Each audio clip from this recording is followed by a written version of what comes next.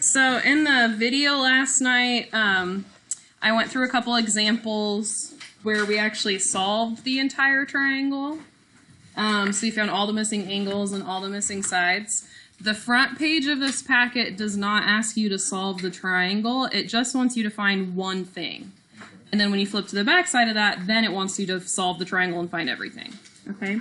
So for number one, the information they give us is two sides and the angle that's in between them. So that means that's side angle side, which is a good cosines problem.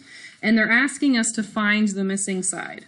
So there's side S right there. That's what we're finding. Right. So if we write out the law of cosines, knowing that we're solving for S, we're going to say S squared equals, and then what do we have? 10.6 squared, plus 23 squared minus 2 times 10.6 times 23. And then cos 52.2. Perfect. So the side that you're solving for has to match up with the angle. So this is side S, angle S. And then we have the other two sides, Before we start typing in our calculator, what do we have to check for? If I can make sure it's in degrees. Okay, so let's go ahead and grab our calculators. Make sure that they're in degrees. And then we can go ahead and just type it.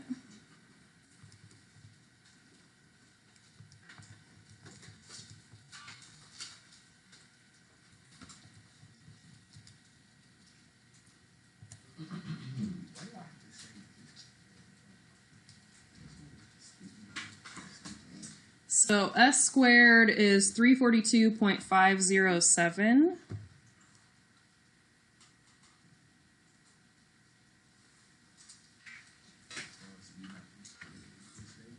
And so how do we get just S?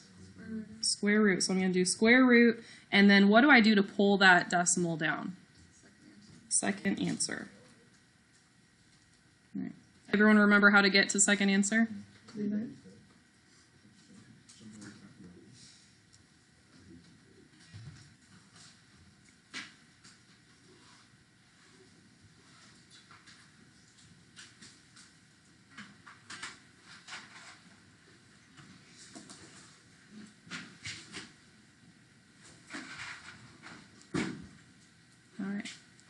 Any questions on how to do the problems that are like that? Okay. Are you guys close to having the formula memorized? Just the pattern, right? Because we didn't even have A's, B's, or C's there, but we were still able to do it. So we just make sure we just memorize the pattern. All right, do we want to do number 3 together, or do you want to just jump down to the next section? All right, so if we do this one, the information they give you is side, side, side. And so here they're asking you to find the biggest angle. So which angle would be the largest one? P. How do we know? You can tell. You can tell by looking at it, but also, how could you also tell? Yeah, it's across from 29, which is the largest side. Okay, so we know that we're looking for angle P. So if we're going to use law of cosines, and we're working with angle P, then what side has to start us off? We have to start off with 29 because the angle and the side always go together, okay? So we're going to say 29 squared equals what?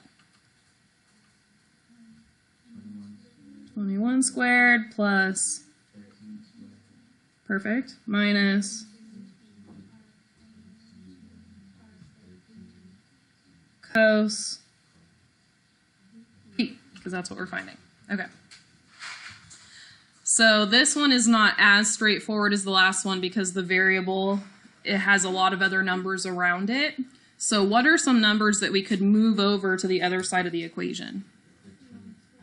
The 21 squared and the 13 squared. So we're going to take those and we're going to subtract them over. So I'm going to have 29 squared minus 21 squared minus 13 squared. So that's 231.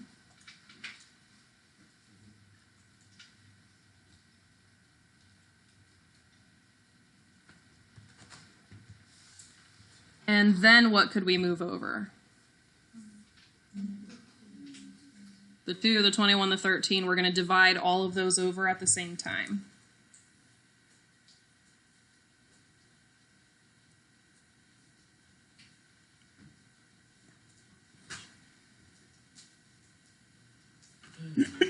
All right, so when I divide that over, I have to make sure to put it in parentheses, the whole thing in parentheses, so that I'm dividing by all of those numbers. If I don't put it in parentheses, then my calculator will divide by the -2 and then multiply by 21 and multiply by 13. You'll end up getting a really big number instead of a tiny decimal. Okay, so be careful about that. All right, so we have -0.423, and then what do we do? Yep, so we do, this time we have cos, so we're going to do cos inverse. So second cos, how do we get that decimal in there? Hi. Hey, do you have Nadia Harrison?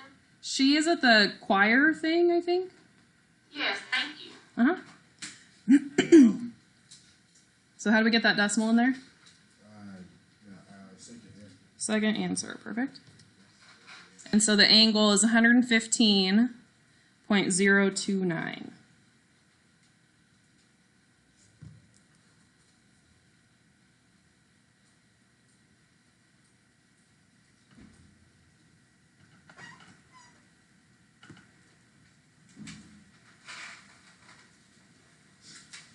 All right.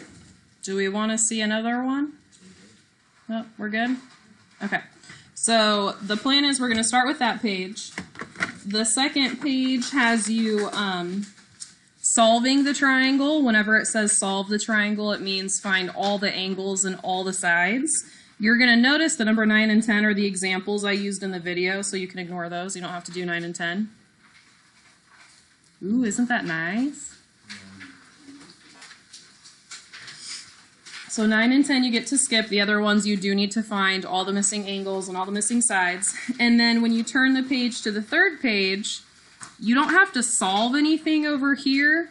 You just have to determine what information they gave you and if it's law of sines or law of cosines. Okay, so my hint to you is figure out what information they gave you and then use that to differentiate between the two laws. Okay, because we want to, when we see them on the quest, they're going to be all mixed up. So we want to make sure that we can recognize which one is which. And then after that, you have 2 story problems. And when we get to that, if you guys need me to help you draw the picture so that you can do the problem, that's fine. I'll help you guys draw the picture. Okay? All right. So go ahead and work on that.